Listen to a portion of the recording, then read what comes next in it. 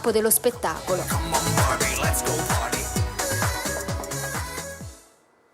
E fra poco su Rai 1 la quinta puntata di Don Matteo 13, puntata molto attesa. Spoleto si sveglia con questa notizia: Don Matteo è scomparso, al suo posto c'è Don Massimo. Vediamo. Esagerare, e qua sta dicendo messa, ecco là, c'è Don Matteo.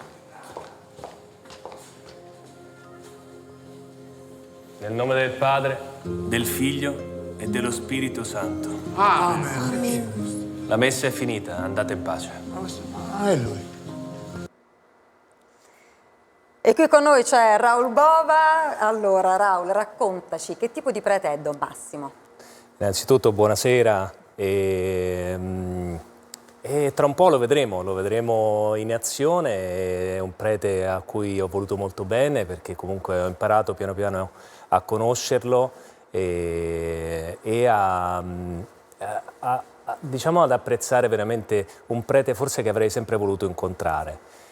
Fa parte di un ingraggio, comunque di una serie molto amata, e quindi diciamo che è un anello molto importante. Spero che piaccia agli spettatori e che piaccia ai bambini, che li faccia sorridere un po' in questo momento anche un po' delicato, e alle nonne, alle mamme, un po' a tutti, ecco. Quindi speriamo che faccia passare un po' di serenità e di un sorriso, ecco, che sia anche una carezza prima di andare a dormire. Sono convinta. Raul, Terence Hill ha detto di essere convinto di averti ceduto questo testimone. Tu come vivi questo momento, questo passaggio di consegne? Che emozioni hai, che sensazioni hai, provi?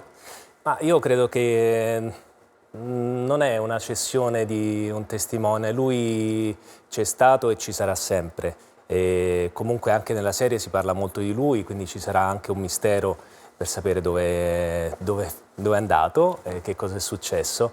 E quindi per me è un proseguimento molto importante, molto bello, e l'ho preso con grande rispetto e spero che piaccia. Sicuramente. Grazie. Allora, grazie a Raul Bova per essere stato qui e ti vedremo sicuramente stasera. Grazie.